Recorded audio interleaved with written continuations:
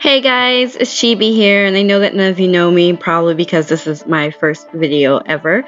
So I started this because I wanted to talk about One Punch Man, but I wasn't quite sure what I wanted to talk about. I'm not exactly the type of person who does analysis on characters when I'm watching a show, I just like to enjoy watching it. However, while sitting there racking my brain on what I could possibly make this video about, I started to realize Saitama, as far as we know, isn't the only One Punch character.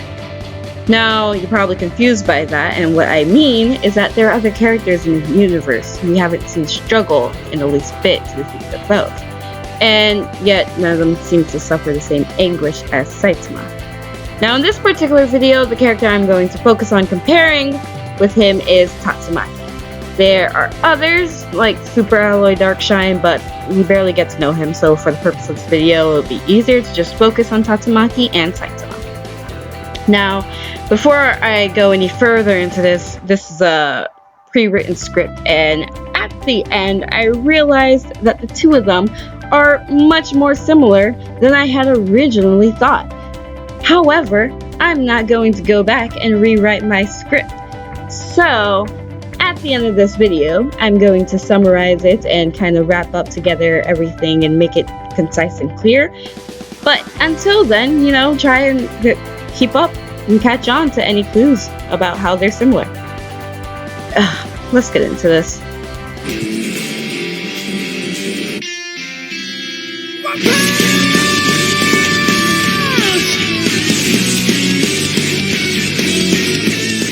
So I can't think of anyone better to start off with than our very own protagonist, Saitama. Long story short, he's depressed. After growing so strong that nothing was about for him anymore, he just couldn't find any happiness in life.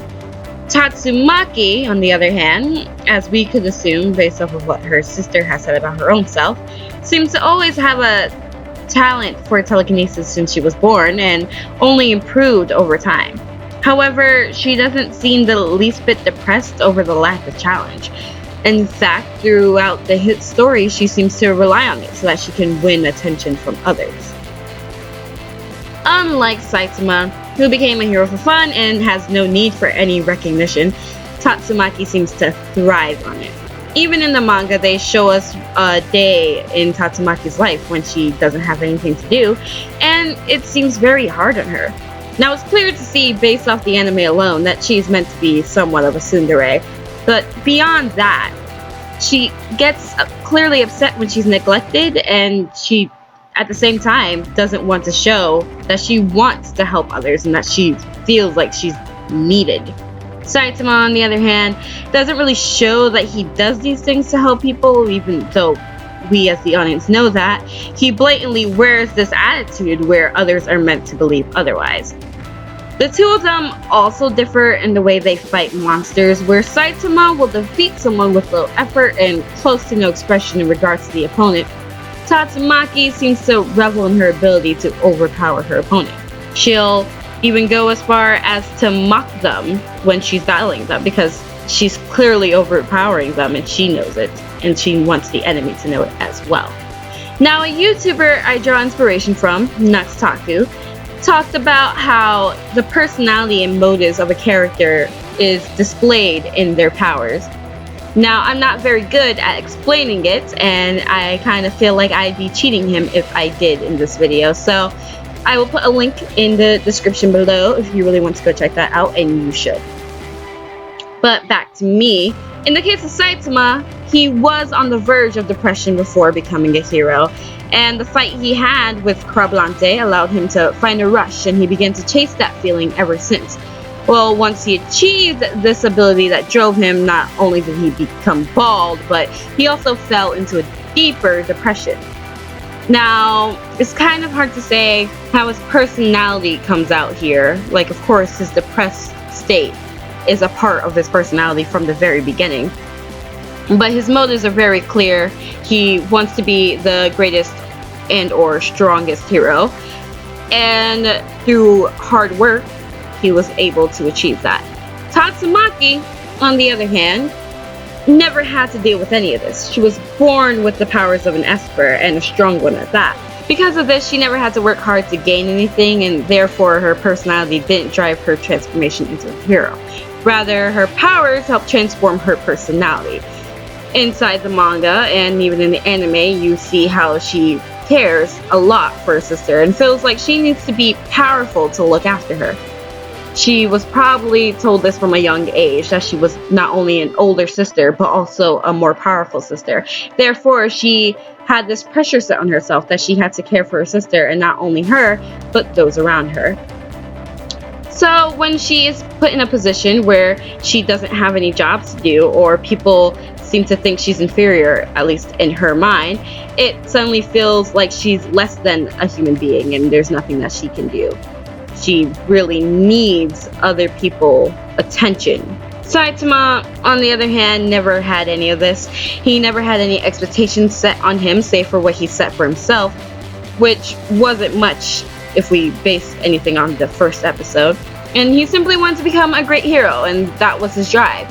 Now, Nux Taku briefly mentions in one of his many videos, I'm not sure which one, how Saitama is confusing greatest hero with strongest hero. And I will find that video and also put the link for that in the description below. Saitama, to him, he has achieved his goal of becoming the greatest hero because he confuses the two. So in his mind, there's nothing left after this. This is it for him, which is why his depressive state is so much stronger right now.